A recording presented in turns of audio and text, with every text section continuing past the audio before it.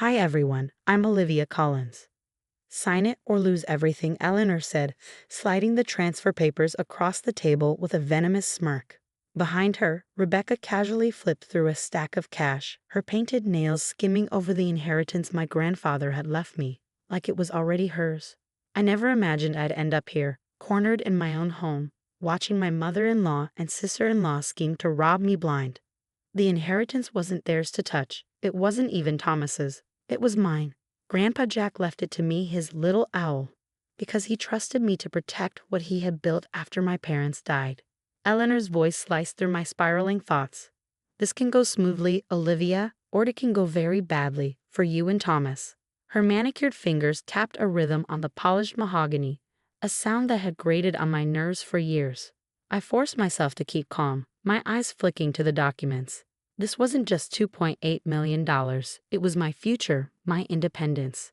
I don't understand, I said evenly. Why do you think you're entitled to this? Grandpa Jack left this to me. Rebecca scoffed, her laugh sharp and cruel. Oh, don't play innocent. You probably manipulated that poor old man into rewriting his will. Everyone knows he wasn't in his right mind at the end. My chest tightened with fury. Don't you dare. Grandpa Jack was sharper than anyone I've ever known. Right up to the day he passed. You don't get to rewrite history just because it suits you. I turned to Eleanor, my voice firm. And you met him. You know exactly the kind of man he was. Eleanor waved her hand dismissively. Regardless, Rebecca's in the middle of a very messy divorce. She needs security. As family, you should be willing to help. Family. The word left a bitter taste in my mouth. In Eleanor's eyes, I'd never been part of their family. Not really. I was the kindergarten teacher from the wrong side of town, the woman who'd stolen her precious Thomas away from the society debutantes she deemed worthy. Where's Thomas? I asked, the realization hitting me that he wasn't here. Does he know about this? Eleanor's predatory smile widened. Thomas understands that family comes first. He agrees this is the best course of action for everyone involved. The words hit like a punch to the gut. He agreed? Without even telling me? I had such high hopes for you, Olivia. Eleanor sighed, feigning disappointment. But your refusal to support Rebecca in her time of need proves what I've always suspected. You don't belong in this family. Rebecca stepped closer, her hands gripping my shoulders with unsettling force. Sign the papers. Live. Don't make this uglier than it needs to be. I stared at the documents, Eleanor's smug face blurring as anger and betrayal clouded my vision. This wasn't just greed. It was control. Eleanor had spent years trying to undermine me, and now she thought she found the perfect way to force me out for good. And if I refuse? I asked quietly, already anticipating the answer. Eleanor leaned in, her voice a conspiratorial whisper. Then I'll have no choice but to share some interesting discoveries about your teaching credentials. It would be a shame if the school board received an anonymous tip. My head snapped up. That's a lie. My credentials are flawless. I earned every inch of my degree. Perhaps, she replied, her tone syrupy sweet. But in the digital age, it's so easy to create discrepancies. And with my connections, I doubt you get the benefit of the doubt. Rebecca resumed her humming, counting cash with theatrical glee. Think of it as an investment in family harmony, she chirped. I clenched my fists under the table, my grandfather's voice echoing in my memory. Always stand your ground, little owl. Don't let anyone push you around. But this wasn't just about standing my ground. I needed to be smart, strategic. They'd always underestimated me, the quiet kindergarten teacher who didn't belong in their world of old money and power plays. My fingers curled around the pen, steadying as an idea began to form. Let them think they'd won. Slowly, deliberately, I signed the papers. Eleanor's triumph was palpable as she snatched them back. See? That wasn't so hard, was it? She cooed. Rebecca beamed, clutching the briefcase full of cash like it was a prize. They left without a backward glance, too busy celebrating to notice the faint glint of metal at my collar. My grandmother's brooch, worn to every family meeting, hadn't just been an heirloom. It was a recording device. Eleanor and Rebecca thought this was the end of the game. They had no idea it was only the beginning. The next few weeks were a masterclass in patience. While Eleanor and Rebecca paraded their victory like peacocks, I perfected my role as the docile, defeated daughter-in-law. But beneath the surface, I was methodically setting the pieces into place. I can't believe how calm you are about this, Lisa, my best friend, said as we sat in our favorite cafe. Her voice carried a mix of outrage and disbelief. They stole your inheritance, Olivia. $2.8 million. I stirred my latte slowly, watching the foam swirl. Remember when I told you my grandfather was just a simple accountant? I said, my voice quiet but firm.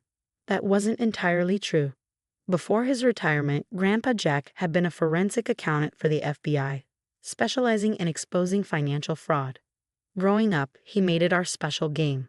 While other kids played tag, I learned to follow money trails, uncover irregularities, and piece together hidden schemes. The money was never the end game, Lisa, I explained, setting my cup down. It was the bait. I opened my laptop, revealing a digital vault of evidence I'd been compiling for years. Every suspicious transaction from Eleanor's real estate firm, every shady property deal, every blatant instance of tax evasion, all meticulously documented. The recording of them threatening me was just the final piece. I continued, scrolling through files. But this is the real weapon. The next day, I visited James Morton, one of Grandpa Jack's old colleagues and now a senior partner at Sterling and Morton Law. He smiled as I walked in, pulling a thick envelope from his desk drawer. Your grandfather asked me to hold on to these until you needed them, he said, sliding it across the polished wood. Inside was the crown jewel of evidence, a detailed web of Eleanor's most intricate schemes.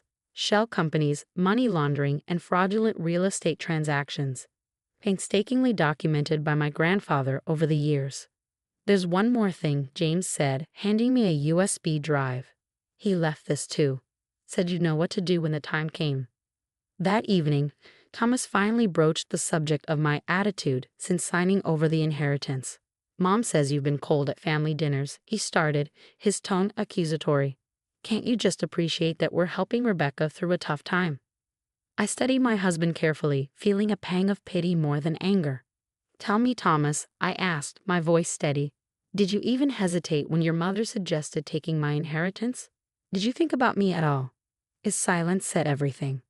The next morning, I booked a meeting with Eleanor's fiercest rival, Victoria Kane. For years, Victoria had tried to expose Eleanor's fraudulent dealings, but she never had enough evidence. Victoria's eyes widened as she reviewed the files I brought. This is staggering, she breathed. With this, we cold. Destroy her, I finished, cutting her off. But that's not the goal. Not yet. I outlined my plan, watching as Victoria's smile grew with each detail. By the time I left her office, we had a pact that would change the game entirely. Sunday dinner arrived and Eleanor was in rare form. She gloated about Rebecca's new car, bought with my inheritance, as Rebecca grinned smugly. Oh, Olivia, Rebecca said sweetly, I thought you'd like to know. I'm using some of the money to open a preschool. Isn't that perfect? We'll practically be colleagues. The irony nearly made me laugh. They still saw me as the naive kindergarten teacher, blissfully unaware of their games. They had no idea what tomorrow would bring. As I helped Eleanor with the dishes, playing the dutiful daughter-in-law one final time, she patted my head condescendingly. See, Olivia? This is what family harmony looks like. Things are so much better when you cooperate. I dried the last plate and smiled faintly, my voice even. You're right, Eleanor. Everything is exactly as it should be. Walking home that night, I checked my phone. A message from Victoria awaited. Everything's ready. Operation Karma starts tomorrow. I thought of Grandpa Jack, his words echoing in my mind. The best revenge is letting them think they've won, until the moment they realize they've lost everything. Tomorrow, Eleanor and Rebecca would finally learn who I truly was, not just a kindergarten teacher, but my grandfather's there in every way that mattered. I typed one word back to Victoria. Begin. Monday morning arrived with thunderclouds, an omen, perhaps, for what was about to unfold.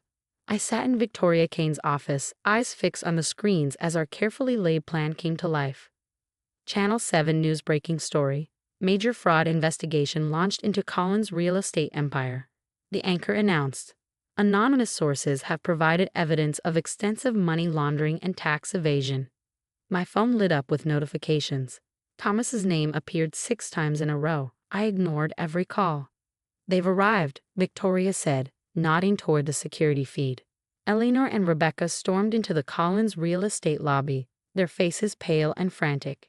Minutes later, every local news station aired the recording of their inheritance extortion, blasting their threats for the world to hear. "This is only the beginning," I murmured, my grandfather's voice echoing in my mind. "Time for phase 2. Victoria picked up her phone and made the call we'd rehearsed for weeks. Within hours, her company announced a hostile takeover of Collins real estate, fortified by the mountain of evidence we provided. Stock prices plummeted, dragging Eleanor's carefully curated empire down with them. Eleanor's call came exactly when I expected. "What have you done?" she screeched, her voice shrill with desperation. "You vindictive little—" "Me?" I interrupted, calm and measured. "I'm just a kindergarten teacher, remember? But you might want to ask Rebecca about those shell companies she's been managing for you, the ones in her name." The line went silent. Then, barely a whisper, "How did you?" "My grandfather taught me well," I said, my tone like steel. "And as for the inheritance you coerced me into signing over, it's being returned with interest. Fraud under duress doesn't hold up well in court, especially with recorded proof." Rebecca's meltdown on social media was almost theatrical. "You ruined everything," she raged in a post. "We were trying to help you fit in." I replied with a single line, "Karma sends her regards." By evening, Thomas came storming into the house, waving papers. "The company's gone. Mom's being investigated." "What did you do?" I handed him a manila envelope. "Divorce papers." I figured while the lawyers were already busy, we might as well make it official. His face crumpled. But I love you." "No, Thomas," I said, my voice cold. "You loved having someone your mother could control. That person doesn't exist anymore." The aftermath was swift. Eleanor's empire crumbled in weeks. Rebecca's divorce settlement was reopened when her fraudulent finances were exposed. And Thomas? He learned too late what it meant to bet on the wrong team. 6 months later, I stood in my new office at Kane and Collins Real Estate. Victoria's insistence on the partnership had been non-negotiable. Above my desk hung 2 frames, my grandfather's photo and my teaching degree. I still kept my kindergarten job. Some battles were worth fighting, but so were the simple joys. "Miss Collins," my assistant called from the door. "Your 2 o'clock is here." "Something about discussing terms?" Eleanor stepped in, unrecognizable in her plain attire. No designer suits, no sparkling diamonds, just a woman stripped of the power she once wielded. "Olivia," she began, her voice trembling, "I've come to beg." "No need," I interrupted, folding my hands on the desk. "The terms are simple. Admit everything, return every penny you stole, and I'll ensure you avoid jail time." I smiled, the same smile she once used to dismiss me. After all, isn't that what family does? Help each other. She flinched, hearing her own words turned back on her. Later that evening, I placed a bouquet of flowers on my grandfather's grave. The cool breeze carried a sense of closure. "You were right, Grandpa," I whispered. "Sometimes karma needs a little help." As I stood, my phone buzzed with a message from Victoria, another merger opportunity. My new life called, full of potential and promise. Eleanor and Rebecca thought they were stealing an inheritance. Instead, they gave me something far more valuable. The push to become the person I was always meant to be. They say karma finds everyone eventually, but sometimes she needs someone to open the door and show her where to strike.